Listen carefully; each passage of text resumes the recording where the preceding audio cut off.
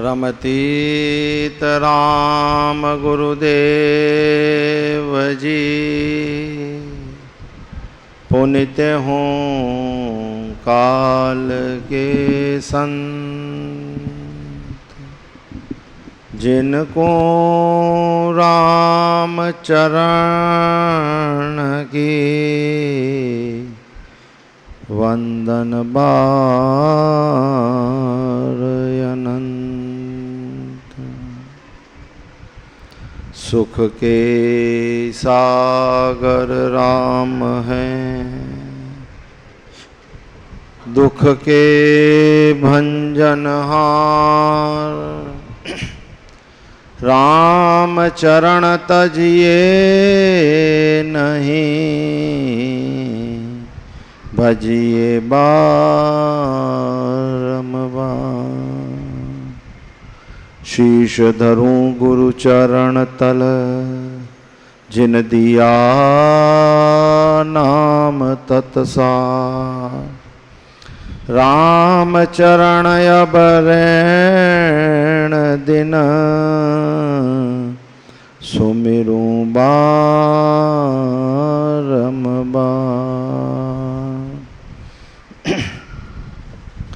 राम गुरु उर में बसो, संत सभय सिर मोर। तिनको नित ही वंदना, करी है राम किशोर। दीन बंधो दीनानाथ, दीन को समायो हाथ। दीन बंधो दीना, दीन को समायो हाथ। होय के कृपालनाथ, कृपा मोह पे कीजिए। होय के नाथ, कृपा मोह पे कीजिए।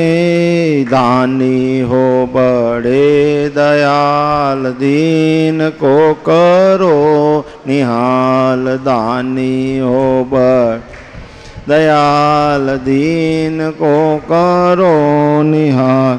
काल से बचाए मोहे, अभेदान दीजिए। काल से अभेदान दीजिए।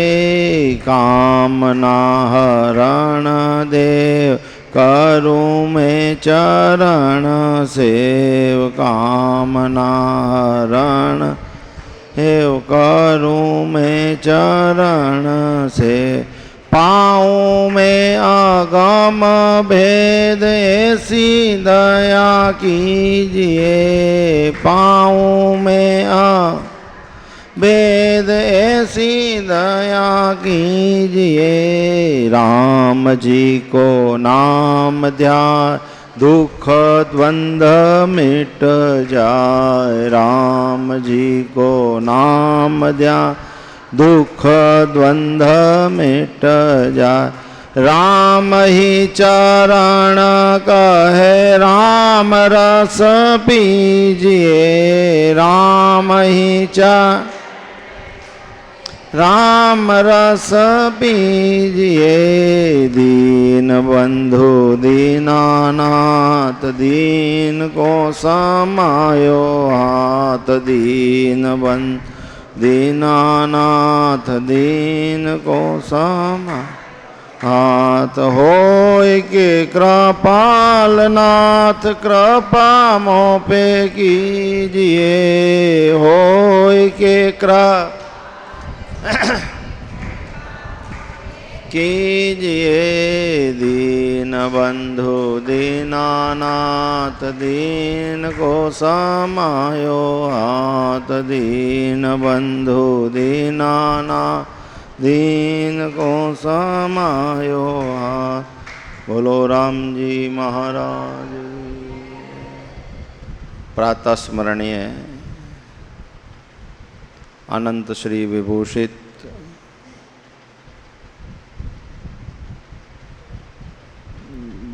जग पालक जग जीवन श्री राम जी महाराज के पावन श्री चरणों में कोटि कोटि प्रणाम करते हुए अंतर्राष्ट्रीय श्री रामस्नेही संप्रदाय के आध्याचार्य महाप्रभु स्वामी जी श्री रामचरण जी महाराज के श्री चरणों में कोटि कोटि दंडवत करते हुए अंतर्राष्ट्रीय रामस्नेही संप्रदाय के वर्तमान आचार्य श्री सद्गुरुदेव के श्री चरणों में कोटि कोटि प्रणाम दंडवत करते हैं। जिज्ञासु माताओं भाइयों,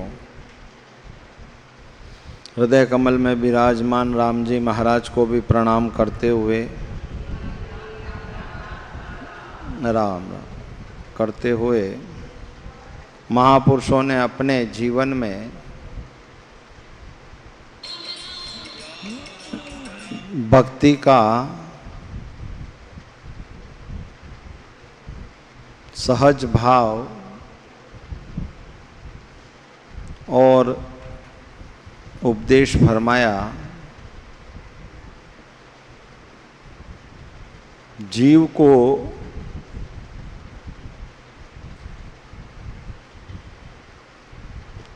जिस प्रकार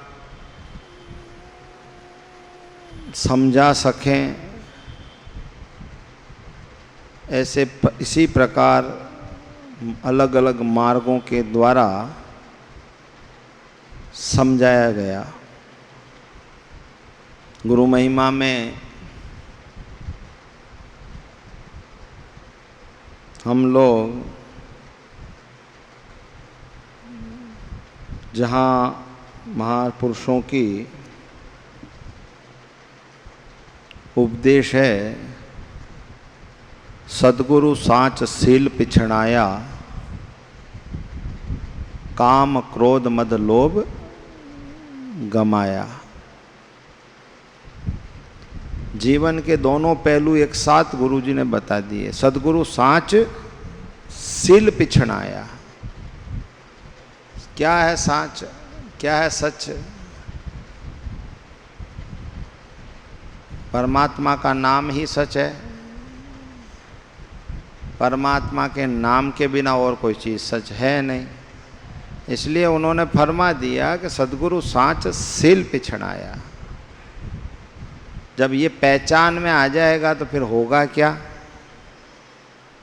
जीवन में जितने भी विकार हैं वो विकार धीरे धीरे अपने आप समाप्त हो जाएंगे। इसलिए उन्होंने आगे ये बात कह दी, सद्गुरु साच सील पिछड़ाया, काम क्रोध मद लोभ गमाया। गए कब? कि जब आगे गुरुदेव ने बताया हुआ मार्ग हमने धारण कर लिया, हमने उस मार्ग पे चल पड़े। जहाँ चलेंगे तभी तो जीवन में कुछ ना कुछ परिवर्तन होगा। शब्द को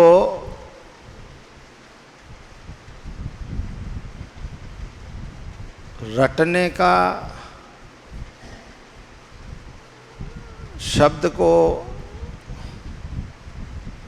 उच्चारण करने का, प्राथमिकता से जिस क्रिया को हम बरोबर नहीं करते आते हैं तो आगे जाकर हमें कोई ना कोई समस्या लगती है। जैसे कि भजन की क्रिया के अनुसार मैंने आपको पहले भी बताया कि हमारा नाम, हमारा शब्द की जो क्रिया है वो वैखरी से प्रारंभ होती है। वैखरी यानी कि शब्द मुंह से उच्चारण करना। तो मुंह से उच्चारण, जब शब्द का उच्चारण होगा तो शब्द का उच्चारण कौन करता है? मैं रोज बताता हूँ तुमको, फिर वहीं की वहीं बात आके खड़ी हो जाती है, तो फिर मतलब क्या निकलना रोज बताने से? शब्द कौन उच्चारण करता है? शब्द किससे आता है? तुम्हारे मुंह के अंदर क्या है? यूं तो बहुत लंबी चलती है, नाम के लिए चलती बिल्कुल नहीं है, हैं? जीभ है ना, तो जब तक वेखरी का मतलब है कि जीभ का उत्थान होना, जीभ शब्द को उठाएगी जब शब्द बोलेगी, और जब जीभ शब्द के साथ ऊपर नीचे होगी तो सिर मुंह के अंदर क्या होगा? हैं? मुंह के अंदर की जो क्रिया है कि शब्द चलेगा तब मुंह में जीभ अपने आप एक क्रिया है। जिस प्रकार आपने देखा हो कि गायें जानवर होते हैं वो चारा खाते हैं, अब चारा चारा खाते हैं तब उसके मुंह में कोई आपको लगता है क्या हो रहा है? तब वो खाए जाती, जब अंदर खारा चला जाता है तब उसके बाद फिर जानवर को पानी पिला के बिठा देते हैं, छोड़ देते हैं, तो वो बैठ जाता है। बैठता है तो फिर बैठे बैठे वो जुगाली करता है, मुंह को हिलाता रहता है, जबान को चलती रहती है, मुंह हिलाता रहता है, जबान चलती रहती है, और जब जो चीज़ खाई है उसका रस बनता है, वो रस झाग के रूप में मुंह में आ जाता है। देखा कभी कभी जानवरों के मुंह में बैठे बैठे ही झाग आ जाते हैं, आते हैं कि नहीं आते हैं? आवे? तो वो क्या है? वो उसकी क्रिया का अनुरूप है कि उसने जो खाया था उसको पचाने के लिए उसने उसकी जुगाली की, जुगाली करने पर उसके अंदर की जो क्रियाएं चली उसमें मुंह घूमता है और मुंह के अंदर बार बार जबान उसकी चलती है, तो उससे जो रस बनता है वो रस वापस मुंह में आता है और मुंह में से वापस वो रस को अंदर भेजती है, जुगाली उसको कहते हैं। वैसे ही हमारा शब्द है, हम शब्द को वेखनी से जपेंगे तो मुंह के अंदर हमारे भी अंदर है जो धीरे धीरे रस आएगा। कल मेरे को किसी साधक ने पूछा था कि जबान सूखती बहुत है, कारण क्या है? जिसने पूछा उनसे भी मैं एक प्रश्न और पूछ लूँ वापिस कि कारण तो कुछ भी नहीं है, पर कारण यह है कि हम जो जप कर रहे हैं तब हमारी क्रिया क्या हो रही है। हम ध्यान में स्थिर इतना होने की चेष्टा करते हैं कि हमने हमारी क्रियाओं से हम रहित हो जाते हैं, मुंह खोल के बैठ जाएंगे या स्थिर हो जाएंगे, जबान हिलना बंद हो जाएगी, हैं? तो ये सब जब क्रियाएं हमारे से, क्रियाओं से हम विपरीत हो रहे हैं, तो क्रियाओं की विपरीतता क्या कहती है कि उससे क्या। दूसरी बात मैंने उस थोड़े दिनों पहले ही कहा था, घट का प्रसंग किया था तब, कि घट का यानी उल्टा घट होता है, नीचे कपड़ा लगाता है वो पानी नीचे नहीं टपकता, क्योंकि वायु का आवरण आ जाता है कपड़े के साथ, इसलिए वो पानी नीचे नहीं आता। तो इसी प्रकार जब तक जबान अंदर से हिलेगी नहीं, तालवे पे जाके टकराएगी नहीं, तब तक उसकी जो छिद्रता है, उस तालवे की जो रस की व्यवस्था है, वो कैसे नीचे उतरेगी? हैं? बताओ आप। उसी चीज को उतारने के लिए जबान को हिलाना पड़ता है। जिस प्रकार घट को उल्टा किया, कपड़े के अंदर, घट के अंदर जल है पर वायु के आवरण से जल नीचे नहीं आ रहा, पर उसी कपड़े पे जब हम हाथ फेरते हैं, उल्टे घट पर जब कपड़े पर हाथ फेरेंगे तो धीरे धीरे कपड़े के छिद्र जो हैं वो खुलने लगेंगे और खुल के पानी धीरे धीरे धीरे धीरे टपकने लगेगा। और जैसे ही 2, 3, 4 बार और ज़्यादा हाथ फेरा तो वो टपकने वाला धार बन जाएगा। होता है ना, ये क्रिया करके देख लो। तो वैसे ही हमारे आंतरिक व्यवस्था है कि नाम जप करते करते करते मुंह के अंदर की जबान तालवे पे जाके टिकती है। वैसे भी हम बोलते हैं तो जबान ऊपर नीचे होती है। अभी मैं बोल रहा हूँ तो मेरी जबान अंदर चल रही है ना, कभी जबान दांत के टकराती है, कभी जबान दांत तालवे पे जाके टकरा रही है, कभी जबान नीचे जा रही है। क्योंकि जबान शब्द को बनाने के लिए जबान के द्वारा श्वास का स्वर बनता है। बाकी शब्द किसी को दिख रहा है क्या? बताओ आप। खाली सुनकर अनुभूति ले रहे हो ना कि हाँ हम सुन रहे हैं, यही अनुभूति है। अभी महाराज जी कथा कर रहे थे, तब लोग क्या कहते हैं, महाराज करते तो बहुत अच्छी है पर समझ में कुछ नहीं आता है। क्यों भाई समझ में क्यों नहीं आता? क्योंकि जो शब्द हैं वो बरोबर स्वर के साथ तालमेल नहीं बैठ पाने से स्वर पूरा स्पष्ट बाहर नहीं आ पा रहा, और स्पष्ट बाहर नहीं आने से हमारे कुछ पल्ले पड़ती नहीं है। बस बात तो इतनी, कर तो वो भी शास्त्र की बातें रहे थे हैं, और कुछ भी नहीं कह रहे थे, कर तो वो भी शास्त्र की बातें रहे थे, वो भी अच्छी भगवान की ही बात सुना रहे थे। रामायण का प्रसंग सुना रहे थे, दक्ष का प्रसंग सुना रहे थे आप लोगों को हैं। अब दक्ष कौन हुआ बताओ है? दक्ष कौन था? दक्ष किसको कहते हैं? चलो यही बता दो आप तो। संपूर्ण क्रियाओं में जिसके पास महारथता हो वो दक्ष है। दक्षता आती है ना है? संपूर्ण क्रियाओं में जो संपूर्ण महारथता, जिसके पास योग्यता है वही दक्ष है। क्योंकि दक्ष को प्रजापति बनाया गया था, ब्रह्मा का पुत्र था, और सृष्टि की संरचना के लिए दक्ष को प्रजापति बनाया, यानी कि वो सारी क्रियाओं में निपुण था। वो पूरी पृथ्वी के शासन को चलाने में निपुण था, पूरी व्यवस्थाओं को चलाने में निपुण था, पूरे सिद्धांतों को, नियमों को चलाने में निपुण था। इसलिए उसको दक्ष की उपाधि दी गई, उसका नाम दक्ष रखा गया। और दक्ष की कन्या कौन थी? सती, जो भगवान शिव की अर्धांग। अब बताओ साहब, सती कौन है? शिव कौन और दक्ष कौन? अब ये तीनों एक पात्र में आके बैठ गए साहब यहाँ। अब बताओ, रामायण की कथा में, राम जी की चरित्र में महाराज दक्ष के जीवन का और सती की क्रिया का क्या औचित्य निकला लाने का? परंतु बताने का मतलब ये है कि जिस प्रकार व्यक्ति परमात्मा से विमुख हो जाता है तो दक्ष की जो हालत हुई वो हालत हो जाती है। उसने भक्ति से विमुख हो गया। भक्ति यानी कि सती, और भक्ति से जब विमुख हुआ तो स्वतः ही ब्रह्म का त्याग हो जाता है। ब्रह्म यानी शिव जी,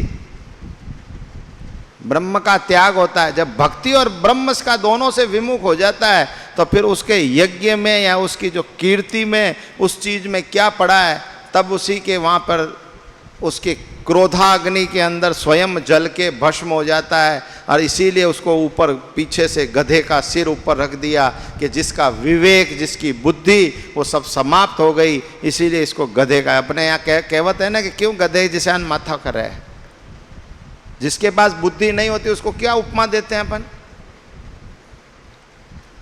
गधे की उपमा देते हैं ना। क्यों भाई, गधा जानवर नहीं है क्या? गधा पशु नहीं है क्या? गधा पक्षी नहीं है, पशु नहीं है क्या? गधा तो है ही, और गधा बहुत श्रेष्ठ है। बेचारा सारे जगत का बोझ उठा के चलता है, फिर भी उसकी उपमा क्या है? मूर्ख की उपमा दे दी गई उसको, मूर्ख। इसी प्रकार दक्ष की, जब दक्ष ने अपनी संपूर्ण मूर्खता का प्रदर्शन कर दिया, इसलिए उसके मस्तक पर गधे का सिर रख दिया। ये उसका प्रमाण पत्र दे दिया कि भाई ये दक्ष भी मूर्खता है इसके अंदर, इसमें भक्ति नहीं है, इसमें ब्रह्म की उपेक्षा कर दी, इसलिए इसको, इसमें अक्कल बुद्धि नाम की चीज नहीं रही, इसलिए ये सारा क्रिया हो गई। अब ये बताना चाहते हैं कि भगवान से विमुख नहीं होना चाहिए, शब्द से विमुख नहीं होना चाहिए, परमात्मा से विमुख नहीं होना चाहिए। इसीलिए हमारे अंदर की जो साधना की स्थिति है उसको धीरे धीरे आगे बढ़ाओ। इतना तीव्रता। देखो कोई चीज़ आगे बढ़ाने के लिए तुम्हें आवश्यकता नहीं है, तुम्हें सिर्फ नाम का आधार लेना है बस। परंतु लेना कैसे? जो पद्धति से बनाया हुई चीज़ है उस पद्धति से चलते चलो, चलते चलो, चलते चलो। जब हमारे भजन करते करते हमारी उस स्थिति में तालवे की जबान, तालवे पे जाकर तालवे का जो छिद्र है वो खुल जाएंगे तो स्वतः ही रस की प्राप्ति होगी और जबान स्थिर हो जाएगी। नाम है जो हमारा परा में चला जाएगा। यानी कि नाम, फिर तुम्हें आवश्यकता नहीं पड़ती किसी क्रिया करने की, फिर खाली नाम पर हमारा ध्यान आ जाएगा, हमारी स्मृति में नाम रहेगा, हमारे अंदर ध्यान में नाम रहेगा, हमें पूर्णतः ज्ञान रहेगा कि हमारे अंदर कुछ ना कुछ चल रहा है। बार बार हमारी स्मृति, हमारा ध्यान, हमारी व्यवस्था ये बोलती है कि अंदर से अंदर हमको अनुभूति होती रहेगी कि हमारे अंदर नाम चल रहा है। अभी होती है क्या अनुभूति? अभी जब होती है जब हम बोलते हैं या हमारे विचार वहाँ आ जाते हैं। परमात्मा के नाम का विचार जैसे ही हटा और संसार की क्रिया में गए तो वो विचार खत्म। परंतु उस स्थिति में जब अपने आप हमारे अंदर जब रस की अंदर उतरने लगेगा तब हमारे अंदर अपने आप इस क्रिया को प्रारंभ हो जाएगा। तो सदैव भजन का जो है वो धैर्य का लक्षण है, धैर्य का। धीरे धीरे भजन को, नाम को उच्चारण करते चलना चाहिए और नाम भी आराम से, सहजता से। मैंने उस दिन भी आपको कहा था कि भजन करते हैं तो भजन के अंदर 21,600 श्वास पूरे दिन भर के हैं। अब 21 और फिर श्वासोश्वास भजन की बात करते हैं तो पूरे दिन में कितने नाम लेने रहे जब श्वासोश्वास भजन करना है? तो जितने श्वास है उतने ही तो नाम लेंगे ना। तो उतने ही नाम लेने तो फिर हम इतने ज़्यादा क्यों खींच रहे हैं? क्योंकि कहीं ना कहीं हमको लगता है कि हम अभ्यास को पूर्णतः जल्दी से जल्दी पूरा कर दें, जबकि महापुरुषों ने कहा है कि सहजता से नाम को सुमिरण करते करते करते चलो, अपने आप नाम तुम्हारे अंदर स्थापित हो जाएगा और चलने लग जाएगा। मुंह से, जबान से ज़्यादा मंत्र जपना या ज़्यादाओं का उच्चारण कर लेना ही कोई प्राप्ति है, ये नहीं है। धीरे धीरे क्रियाओं में नाम जब चला जाएगा तब हमारे महापुरुषों ने क्या कि रोम रोम है, शरीर की प्रत्येक रोम रोम से नाम की उच्चारणता होगी। तब विचार कर लो कि एक राम, एक सेकंड, एक मिनट में हमारे शरीर में से ये जितने रोम में से एक साथ एक मिनट में इतने राम निकलेंगे तो कितने जप हो गए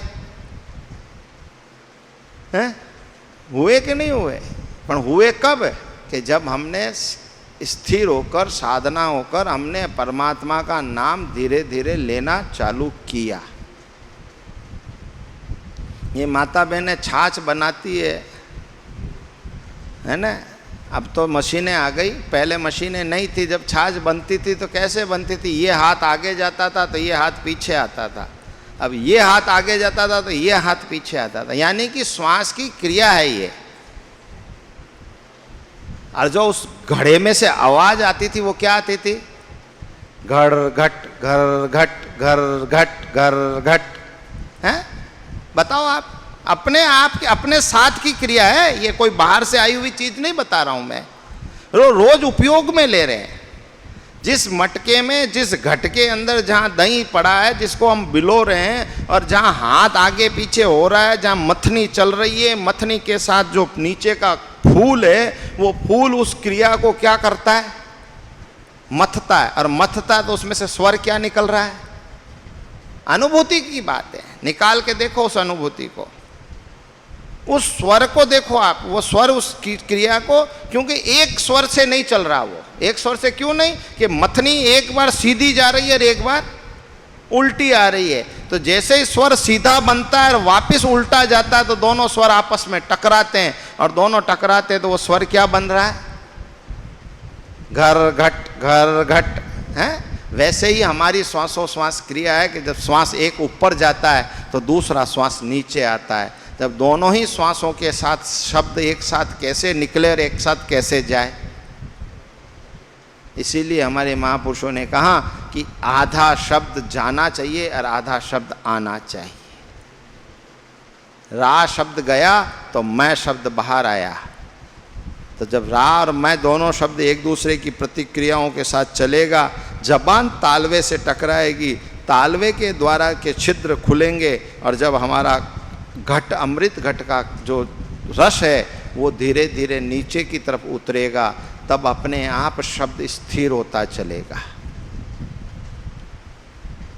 ध्यान स्थिति में कभी कभी ये हो जाता है कि हम ध्यान करते करते हमारा मुंह खुल जाता है, और मुंह खुलता है तो फिर वायु का प्रवेश होता है। तो वायु का काम क्या है?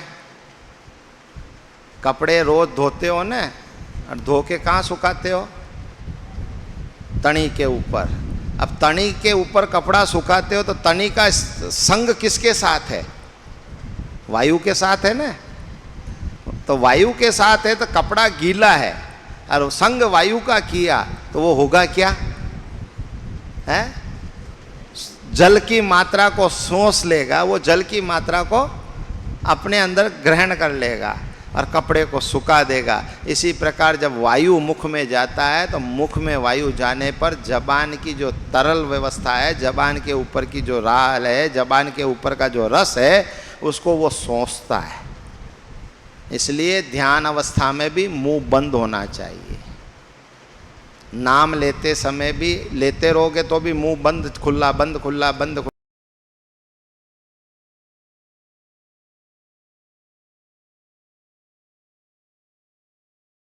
होता है ना, वो क्या होता है कि गुड़कता गुड़कता गुड़कता गुड़कता गोल हो जाता है और एकदम चिकना भी हो जाता है। जल का घर्षण, जल का स्पर्श और जल के थपेड़ों से पत्थर अपना आकार बना लेता है। तो वो एकदम बढ़िया पत्थर निकला अंदर से, उसको निकाल के पत्थर देखा तो अच्छा गोल मटोल चिकना, उठा के लिया है संत, ला के वहाँ रखा। फिर उस कन्या ने आए तो कन्या को दे दिया कि ये ले, इसका पूजन अर्चन करना, इसी की सेवा करना, इसको सब कुछ करना। कन्या ने ले जाके उसको बढ़िया अच्छा सुंदर मंदिर के अंदर विराजमान किया, भगवान का पूजन अर्चन किया, तिलक किया, भगवान को भोग लगाया, भगवान के जो वस्त्र आभूषण आदि सब खूब बढ़िया धूम। अब राजा की कन्या कमी क्या, तो सब अच्छा किया। मन में भाव जगा कि उनके भगवान का नाम तो शालिग्राम जी भी हैं, वो कहते हैं राधा रमन जी हैं, वो कहते हैं सीताराम जी हैं, ये सब नाम है, तो मेरे भगवान का भी तो नाम होगा। तो उसी ने जाके संतों से पूछा, महाराज मेरे भगवान का नाम क्या? महाराज ने कहा अब ये भगवान भी दे दिए ना, फिर ये नई उपविधि आई गई कि अब नाम क्या? दोनों के तो था ही कि भाई मैंने तो नदी में से पत्थर ला के दिया है तेरे को, अब इसका नाम क्या बतावे? पर फिर भी कहे, वो तो कन्या पीछे पड़ी गई कि नाम बताओ महाराज। तो उन्होंने कह दिया, जा तेरे भगवान का नाम है सिया पिया, सिया पिया नाथ, सिया पिया नाथ, यानी कि भगवान रघुनाथ जी का नाम है सिया यानी सीता जी, पिया यानी प्रिय, जो सीता जी के प्रिय हैं वो हैं ये। तो उन्होंने उस भाव से, उन्होंने तो खाली एक मुंह से कह दिया, उस कन्या ने उस भाव से, बहुत श्रेष्ठ भाव से उस नाम को धारण करके भगवान की पूजा अर्चना साधना करे खूब धूमधाम से, रोज नित्य नियम से भगवान का नाम का जप करने लग गई। रोज सिया पिया नाथ, सिया पिया नाथ, सिया पिया नाथ, सिया पिया नाथ, सिया पिया नाथ करने लग गई। तो अब बचपन में, पहले तो छोटेपने में विवाह हो जाया करते थे, तो उसके बच्ची का विवाह भी हो चुका था। तो जहाँ विवाह हुआ था वहाँ से जो उसके पति थे वो उसको लेने आए। लड़की जब बड़ी हो गई होगी तो लेने आए, तो उसने तो मना कर दिया कि भाई अपने तो अपने ठाकुर जी भले अपने भले, अपने कोई लेना कोई देना किसी से, अपने तो यही था। माँ ने, बाप ने तो फिर भी ध्यान नहीं होता, पर माँ का जीव ज़्यादा ही रहता है। तो माँ ने जबरदस्ती उसको भेज दिया, उस पति के साथ जबरदस्ती दे धक्का ने बाहर निकाला। तो वो जाने लगी तो कहा ठहरो, मेरे ठाकुर जी हैं वो लेके जाऊंगी। तो तेरे कौन से ठाकुर थे? वो सिया पिया। तो ले जा, ये भी ले जा। भगवान को अच्छा अपने उसमें पेटी में रखा, लेके गई, आगे गई तो वो पति भी तो था, वो नास्तिक था, वो राम विमुख था, उसके अंदर भक्ति का कोई भाव नहीं था। अब उसने देखा कि भाई मेरी पत्नी पहली बार आई है, तो उसने पत्नी के साथ वार्तालाप करना, पत्नी को बोलना, पत्नी को वो बार बार बोले ये मना कर दे, ये तो इसके अपने भजन में ही लगी हुई थी, सिया पिया नाथ, सिया पिया नाथ। अब वो पति के ये कौन सी बीमारी है रोज की, मैं बात करूं, ये सिया पिया नाथ लगा रखा है। तो उसने फिर ज़्यादा ही जिद की, तो उसने कहा मेरी स्वास्थ्य ठीक नहीं है, मेरी तबीयत ठीक नहीं है, इसलिए मैं मेरे हाल में हूँ, आप अपने हाल में रहो। पर वो वही पेटी खोले, भगवान के दर्शन करे, फिर पेटी बंद करें, फिर सिया पिया नाथ चालू, फिर खोले, फिर दर्शन करे, फिर सिया पिया नाथ। पति ने देखा कि ये इस पेटी में क्या है ऐसा जो बार बार इसको देखे नहीं, ये एक ही मंत्र, एक ही बात का बोली जाए, जाप करी जाए। जाप तो उसके लिए था, पर उसके लिए तो बोली जाए कर रहा था। आगे जंगल की तरफ, जैसे ही जंगल के बीच में पहुंचे, पति ने उस पेटी को उठाया, उठा के देखा तो उसमें भगवान की वो शालिग्राम मोटे जो पत्थर थे सिया पिया नाथ वो थे। उसने उनको उठाया, उठा के कुएं में फेंक दिया कि ले ये तेरे सिया पिया, खत्म। अब खत्म हुई बात। इधर से भगवान, उधर से वो कन्या वहाँ ससुराल पहुंची। जैसे ही भगवान का वियोग हुआ, वैसे ही उसके अंदर विरक्ता और बढ़ गई, तड़पन और बढ़ गई, और बढ़ने से उसने उसी समय जल और अन्न जल का त्याग करके और वो भगवान का नाम के ऊपर प्रति आश्रित हो गई। आश्रित हो गई तो घर पहुँचे, वहाँ माता पिता सास ससुर ने इसको अच्छा रखा किया। अब घर गई तो न तो भोजन करे, न जल पीवे, न कुछ नहीं, खाली बस सिया पिया नाथ, सिया पिया नाथ, सिया पिया नाथ, सिया पिया नाथ चलता रहे मन में। तो सासू ने पूछ लिया उसे, भाई बात क्या है ये तो बता, तू न तो भोजन कर रही है, न जल पी रही है, न कुछ क्रिया है, बस खाली एक अपनी मस्ती में तू बैठी रहती है, बस आंखों से आंसू निकल रहे हैं और ये सिया पिया नाथ हो रहा है, तो क्या बात है। तो उन्होंने जाकर सासू को सारी बात सुनाई कि इस प्रकार से रास्ते में चल रहे थे और वहां से हमारे को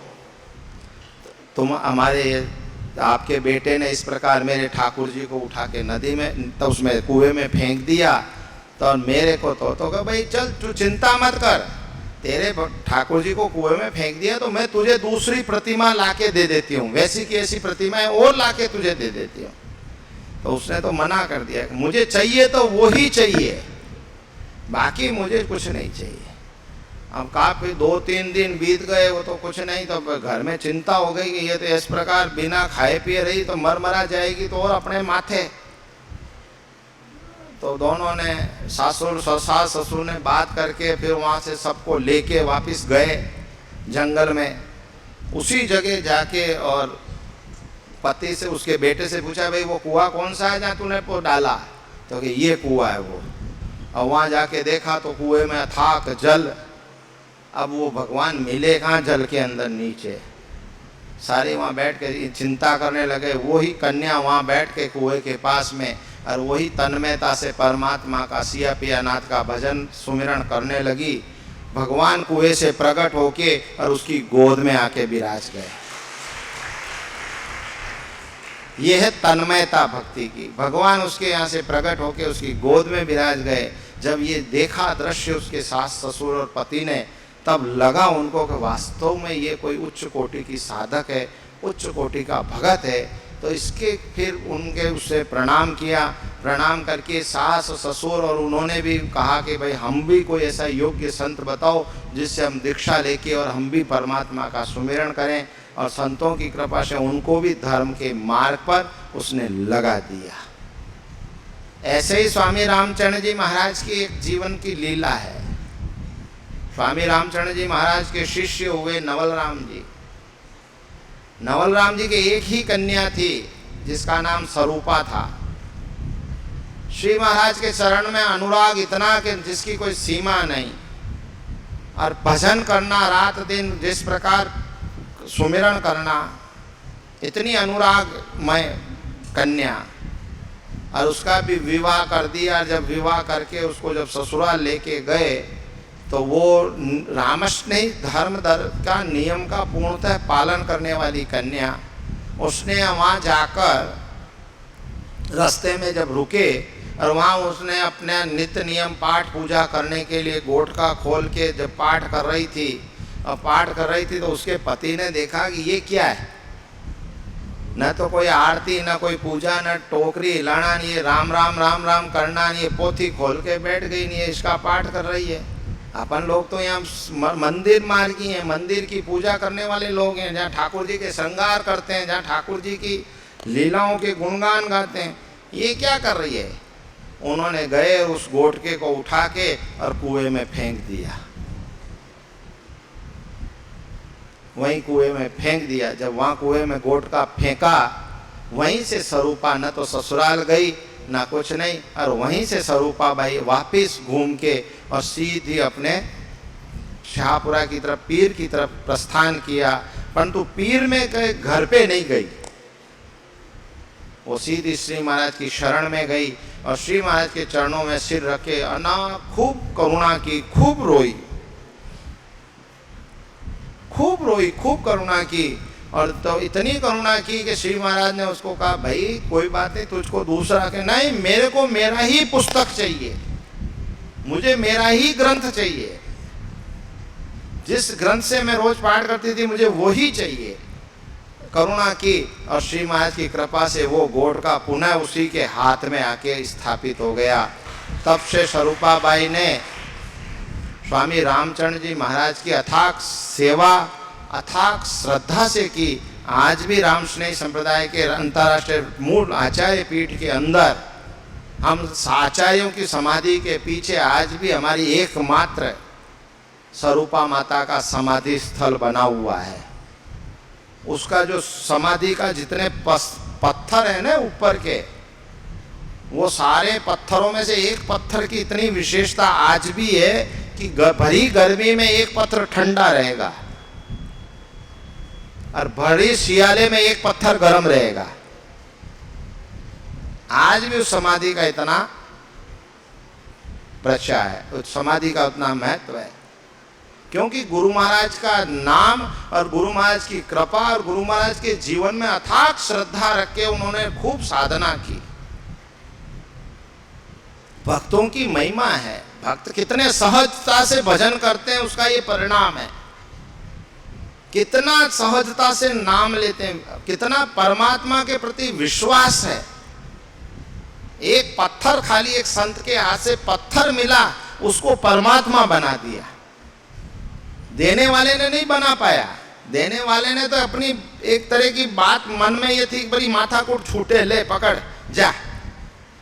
पर जिसने लिया उसने उस पत्थर को भगवान बना दिया, जिसको साक्षात रूप परमात्मा का उसमें स्थापित कर दिया। यानी कि कितनी प्रीति थी भगवान के नाम में।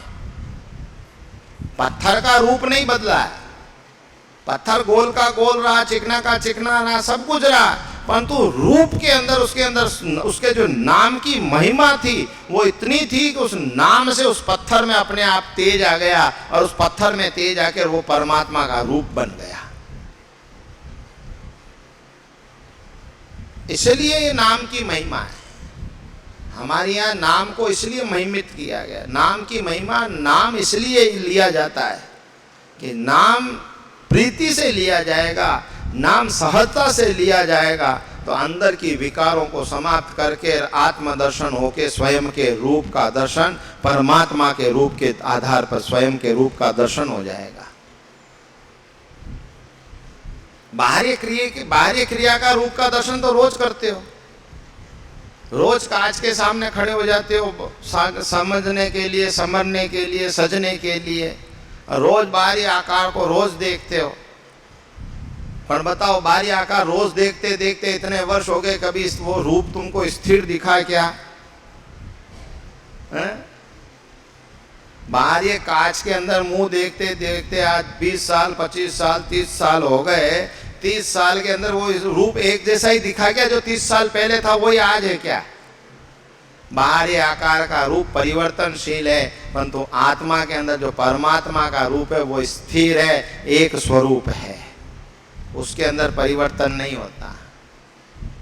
ये बाहरी आकार का रूप है ना, ये बदलता रहता है, ये दिन प्रतिदिन बदलेगा, क्षण क्षण में बदलेगा। हमारे को महसूस हो या ना हो, क्योंकि हमारे जितनी धीमी गति से रूप की परिवर्तनता आ रही है, इसलिए हमें महसूस नहीं होता, हमें मालूम नहीं पड़ती है कि कुछ हमारे में परिवर्तन हुआ है, क्योंकि गति बहुत धीमी है। इसी प्रकार महापुरुषों ने कहा कि भजन को धीरे धीरे सहजता से करते करते करते बढ़ जाओ, आखिर में जाकर जब आत्म कल्याण का या आत्मदर्शन का रूप समय आ जाएगा, तब साक्षात उस आत्मा के अंदर अपने स्वयं के रूप का दर्शन हो जाएगा।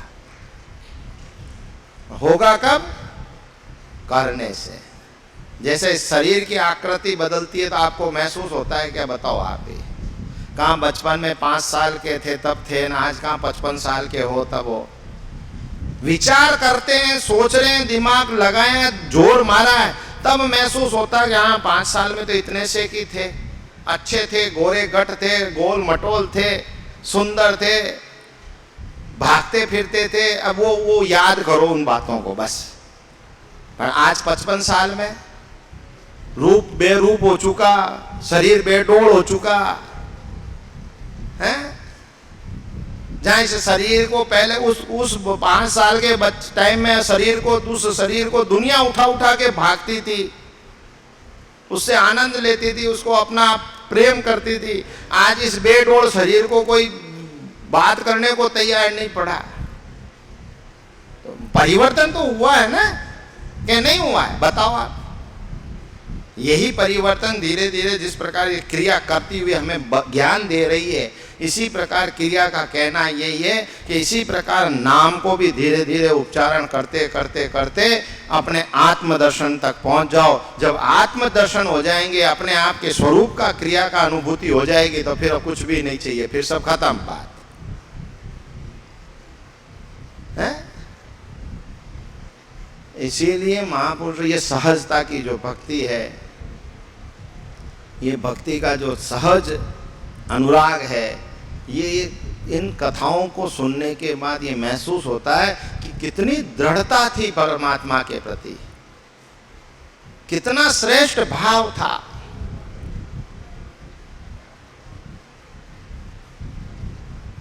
भीलवाड़ा में स्वामी जी महाराज विराज रहे थे, स्वामी रामचरण जी महाराज। रोज वहाँ सत्संग होता, रामदारे सब संत भक्त लोग जाते, स्वरूपाबाई भी जाती। शाहपुरा तो बाद में आए रहने, पहले सब वहीं रहा करते थे। तो एक साधक था, और साधक को कुछ अपराध के कारण से दंड श्राप मिल गया था कि आज से 7वें 8वें दिन तेरा मृत्यु हो जाएगी। तो वो साधक भी महापुरुषों का शरणागति का जीव था, तो उसने सोचा कि अब इससे मुक्ति पाने का एकमात्र उपाय है गुरु महाराज के चरण। वहाँ जाके श्री महाराज से प्रार्थना की कि इस प्रकार मैं गया था और मेरे साथ इस प्रकार की घटना घटी और मुझे इस प्रकार श्राप मिल गया और मेरे को आज से 7वें दिन मृत्यु की बात है। तो गुरु महाराज ने कहा चिंता क्यों करता है, बैठ के खूब राम राम कर। श्री महाराज ने मस्तक पे हाथ रखा, हाथ रखते उसको तो समाधि लग गई और खूब नाम जप करने लगा। तो इतने नाम जप किए कि वो 7 दिन बीत गए और आगे के भी 7 दिन और बीत गए, परंतु उस नाम से वो उठा नहीं। और जब सहज हुआ तो गुरु महाराज ने उसको भेज दिया, जा तेरे घर। अब वो घर जाता, अपने भजन करता, कांसता करता। जिस महापुरुष ने उनको श्राप दिया, वो महापुरुष भी घूमते घूमते एक दिन वहाँ आ गए। आके देखा तो उस व्यक्ति को, वो व्यक्ति जिंदा। तो उनको लगा कि ये मैंने श्राप दिया ना, अभी तक जिंदा है, इसका मतलब क्या है, ऐसा कौन है भाई? उससे पूछा। अब पूछे तो कैसे पूछे, तो उसने सोचा कि रामद्वारे गए तो देखा तो श्री महाराज विराजे, सत्संग चल रहा, सब कुछ है। तो उन्होंने कहा इसकी परीक्षा लेनी चाहिए। तो वहाँ से परीक्षा ली खप्पर भरे तो गोरख भोजन करे, खप्पर भरे तो गोरख भोजन करे। अब ये करते करते पूरे नगर में घूम गए, हजारों लोगों ने कितने कुंटलों चीज दे दी, पर वो खप्पर नहीं भरे। स्वरूपाबाई सहजता से घर का कामकाज कर रही थी, अपना झाड़ू बुआरी निकाल के सहजता तो सुन लिया कि संत द्वार पर आए हैं भिक्षावृत्ति के लिए, और संत ने एक ही भाषा का उपयोग है, खप्पर भरे तो गोरख भोजन करे। तो वो स्वरूपाबाई ने सहजता से एक छोटी सी कटोरी चावल की भर के लेके आई और लाके खप्पर गुरु को उनको कहा महाराज लो भिक्षा लो। तो कि भाई देवी लाखों लोगों ने इसके अंदर हजारों कुंटल डाल दिया तो ये खप्पर नहीं भरा, तेरी छोटी सी कटोरी से क्या होना है। तो उसने कहा महाराज गुरु महाराज के आशीर्वाद से, नाम प्रताप नाम महाराज की कृपा से आप खप्पर तो मांडो, ये कटोरी तो जितना है उतना तो ले लो, फिर और देखेंगे जो होगा जो। उन्होंने खप्पर मांडा और वो कटोरी डालने लगी, आधी कटोरी अंदर नहीं गई उससे पहले खप्पर उफड़ गया, खप्पर भर गया। तब उन्होंने सोचा कि ये है कन्या, कोई सिद्ध महापुरुषों की शिष्या। उनसे बात की, चीत की, फिर जाके श्री महाराज के दर्शन किए और वहीं श्री महाराज के दर्शन करके उन्होंने कहा कि ये उस व्यक्ति को कहा कि इनकी कृपा से, इनके नाम के प्रभाव से, इनके आशीर्वाद से तुझे पुनर्जन्म मिला है, बाकी तेरा जन्म तो समाप्त हो चुका था। ये महापुरुषों की कृपा और ये महापुरुषों का आधार बनता है। इसीलिए बार बार कहने का तात्पर्य इतना सा होता है कि हमें भी इन सारी दृष्टांतों को, सारी कथाओं को, सब वस्तुओं को सुनने से हमारे में क्या परिवर्तन है, हमें क्या फायदा है, ये बात है महत्व की। सुन तो तुम आज लोगे, अभी सुन के चले जाओगे, वहाँ खत्म बात। 3 महीने के बाद हम भी चले जाएंगे, तुम भी चले जाओगे, फिर 8 महीने जयराम जी की, फिर अगला चौमासा आएगा, फिर सुन लोगे। पर ये सुनने की क्रिया कब तक, और इस क्रिया के साथ तुम्हारे अंदर की क्रियाओं में कब तक परिवर्तन होना, ये विचार किसको करना है? ये विचार हमें करना है कि तुम्हें करना है? सुनना तो कब तक चालू रखोगे, कब तक सुनते रहोगे? सुनने के बाद जीवन में कुछ बदलाव नहीं आएगा, परिवर्तन नहीं होगा, तब तक कुछ होना जाना नहीं है।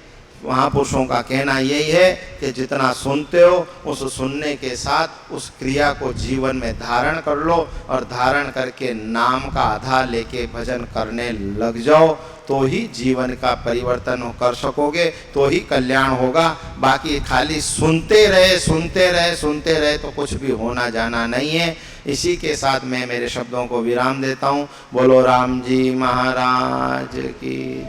आज हमारे देश का स्वतंत्रता दिवस है। 15 अगस्त 1947 को देश आज़ाद हो गया था, है ना? किस चीज़ से आज़ाद हो गया था? हाँ बस तो चले। ओ किससे आज़ाद हो गए थे? हैं? इस धरती के ऊपर बाहरी आक्रांताओं ने अपना कब्जा कर रखा था, और उस कब्जे पर इस धरती को उन्होंने बांध रखा था। अपने कब्जे में, अपने सिद्धांतों में, अपने नियमों में चलाना चाहते थे। उस क्रिया से हम स्वतंत्र हो गए थे। इसी प्रकार इस शरीर को हमारे विकारों ने, हमारे दोष ने, हमारी क्रियाओं ने बांध रखा है। इस बांधने से स्वयं नाम के रूप को आधार लेकर स्वतंत्र होने की चेष्टा करो, तब ये देश तो आज़ाद हो चुका, परंतु हम इस संसार की क्रियाओं से आज़ाद नहीं हुए अभी तक। इससे आज़ाद होने के लिए हमारे को अपनी क्रियाओं को बदलना पड़ेगा, तब जाकर हम आज़ाद होंगे और आज़ाद होकर परमात्मा की प्राप्ति कर सकेंगे। बाकी ये तो जो रोज की क्रियाएं वो तो चलती रहेगी। देश आज़ाद हो गया, देश आज़ाद होने के बाद हमें स्वतंत्रता मिल गई और हम देश के अंदर आज स्वतंत्र नागरिक हैं। आज स्वतंत्रता का दुरुपयोग कितना हो चुका बताओ। आज प्रत्येक व्यक्ति भय से रहित हो चुका, वाणी से विमुख हो चुका, स्वतंत्रता के ज्यादा स्वच्छंद हो चुका, मन में आवे जो बोल सकता है, मन में आवे जो कर सकता है, मन में आवे जो कर लेकर कर चुकेगा। क्यों? क्योंकि हम स्वतंत्र हो चुके। ये स्वतंत्रता की परिभाषा नहीं थी। स्वतंत्रता की परिभाषा जो हमारे महापुरुषों ने जो देश को स्वतंत्र करवाया, हमारे देश के मोटे बड़े बड़े क्रांतिकारियों ने अपना बलिदान दिया, उसका कारण इतना सा था कि हम इस देश के अंदर रहकर हमारे मन से, बुद्धि से, विवेक से स्वतंत्र होकर अपनी क्रिया करके अपने देश को उन्नत करें, अपने देश को बढ़ाएं। न कि हमारी भाषाओं में विकृति, न कि हमारी क्रियाओं में विकृति, न कि हमारी व्यवस्थाओं में विकृति करके और इस देश की स्वतंत्रता को हम कलंकित करें। इसके लिए महापुरुषों ने स्वतंत्र नहीं करवाया था। परंतु आज का परिप्रेक्ष्य, आज का समय काल, आज की व्यवस्था, ये अपने आप में हम लोगों को स्वतंत्रता से ज्यादा स्वच्छंदता की तरफ ले गई। और स्वच्छंदता के अंदर हमने अपना मानना छोड़ दिया। आज कोई भी चीज है तो क्या है? हमारी है, हमारी है तो उसका दुरुपयोग नहीं होगा। परंतु दुरुपयोग हो रहा है, इसका मतलब है कि हमने हमारे को, अपने आप को, इस देश का मानना छोड़ दिया। ये हमारा देश है, ये हमारी जगह है, ये मानना छोड़ दिया। इसीलिए आज हमारे यहाँ पर इस व्यवस्था की जो परिभाषा बदलकर स्वच्छंदता के आधार पर हो गई कि जो भी कुछ होगा वो हमारा होगा, जैसा भी होगा वो हमारा होना चाहिए, इस देश से हमें कोई लेना देना नहीं है। इसीलिए आज देख लो, आज स्थिति देश की चरम अवस्था में, इस देश की सारी क्रियाएं अपने आप में इतनी विमुख स्थिति में पहुंच चुकी है कि जिसकी सीमा नहीं। आज कोई किसी की सुनने वाला नहीं बचा, कोई किसी को सहारा देने वाला नहीं बचा। जिस क्रिया में जो व्यक्ति रह रहा है, उसी क्रिया का जो सर्वाधिकारी अधिकारी पद पर है, वो अपने आप में श्रेष्ठ मानता है कि मैं हूं, बाकी कुछ भी नहीं। क्यों? हो किससे? एक राजा भी एक जनता, प्रजा से राजा बना है, न कि राजा से प्रजा बनी। हमारी प्राचीन संस्कृति, हमारी प्राचीन व्यवस्था क्या थी कि प्रजा से राजा था, राजा को प्रजा का प्रतिरूप माना जाता था।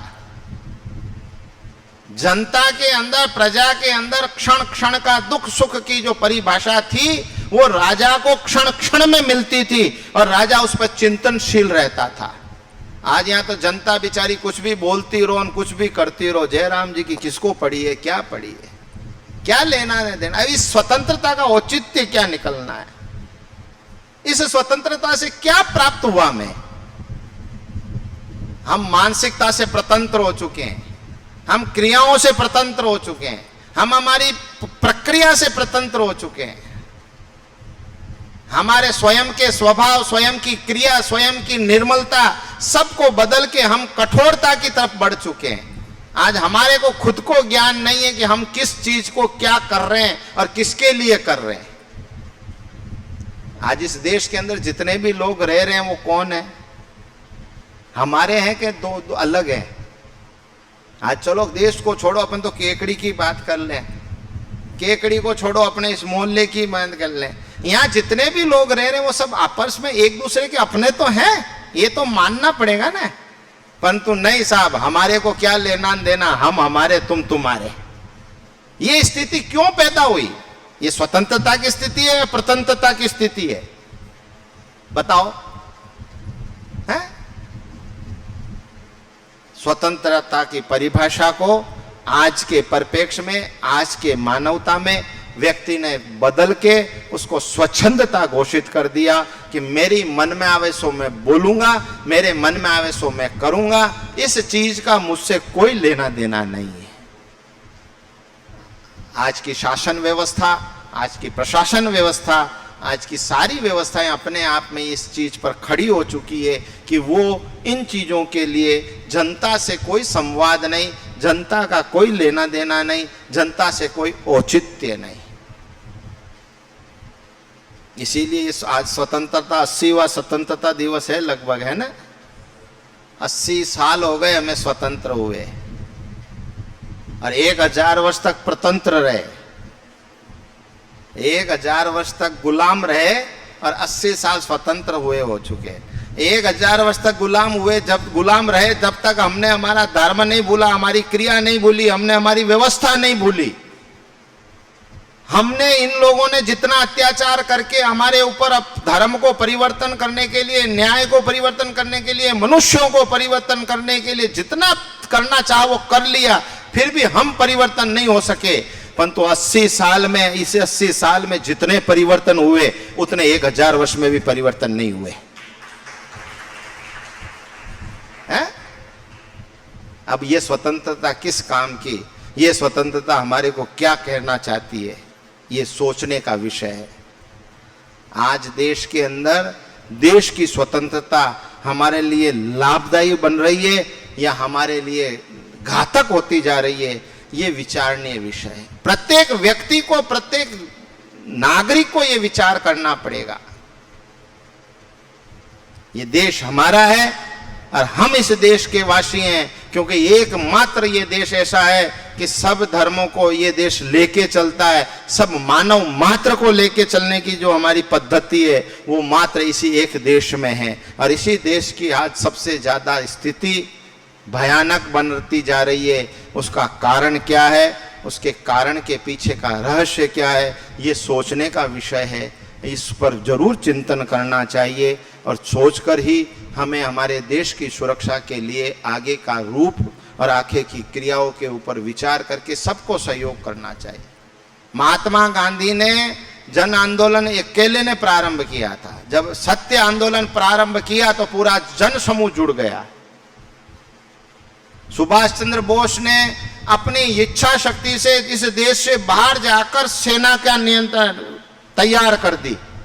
एक व्यक्ति ने, एक चाणक्य ने पूरे साम्राज्य को बदलने के लिए एक बालक को तैयार करके पूरे नंद वंश को समाप्त कर दिया और पूरे मौर्य वंश की स्थापना कर दी, यानी कि अखंड हिंदुस्तान की स्थापना कर दी एक व्यक्ति ने। यूं मत सोचो तुम कि हम अकेले क्या करें। हमारा संकल्प दृढ़ होगा, हमारी भावना दृढ़ होगी तो हम इसको श्रेष्ठ से श्रेष्ठ बनाने के लिए, योगदान देने के लिए तैयार रहेंगे। क्योंकि उस युग में जब अंग्रेजों का अत्याचार चरम अवस्था पर पहुंच गया था, तब हमारे देश के क्रांतिकारियों ने कदम जब आगे एक बढ़ाया तो जनता ने 10 कदम आगे बढ़ाकर उनका स्वागत किया। और जब एक समूह तैयार हुआ तो उनको इस देश को छोड़ना पड़ा। बताओ आपने क्या वहां का तो हिंदू तोप गोले चले कि कोई महाभारत की जैसे कोई भीषण युद्ध हुआ, क्या हुआ? खाली जन आंदोलन हुआ और उस जन आंदोलन में उस अंग्रेजों को यहां से देश को छोड़कर जाना पड़ा। और उस समय हमारे जो आजादी करता लोग थे, हमारे जो बड़े बड़े क्रांतिकारी लोग थे जिन्होंने इस देश को बलिदान किया, जिन्होंने आजादी कराने में, उनकी सोच क्या थी कि सर्वश्रेष्ठ हमारा देश बने, हमारे देश के अंदर सर्वश्रेष्ठ व्यवस्थाओं के साथ हमारी जनता सुख समृद्धि से रहे और हमारा देश हरा भरा रहे। महाराज जनक की रियासत में, महाराज जनक के राज में 12 वर्ष तक बरसात नहीं होती थी तो भी देश हरा भरा रहता था, क्योंकि प्रतापी राजा के कारण, उस राजा के पुण्य के कारण, राजा के प्रताप के कारण उस देश की जो वैभव थी, उस देश का जो तप था, उस देश की जो क्रिया थी वो इतनी थी कि देवताओं को भी वहां नतमस्तक होना पड़ता था। तभी रावण ने सोच लिया था कि भाई अब करना क्या। ये रामायण का प्रसंग है, फिर आगे कहेंगे, बातों में बहुत टाइम निकल गया। बोलो राम जी महाराज की जय, बोलो रामचरण जी महाराज की जय, स्वामी श्री दिलशुद्ध राम जी महाराज की, स्वामी श्री राम दयाल जी महाराज की, श्री राम निवास धाम की, सतगुरु देव की जय। राम राम राम राम राम राम राम राम राम राम राम।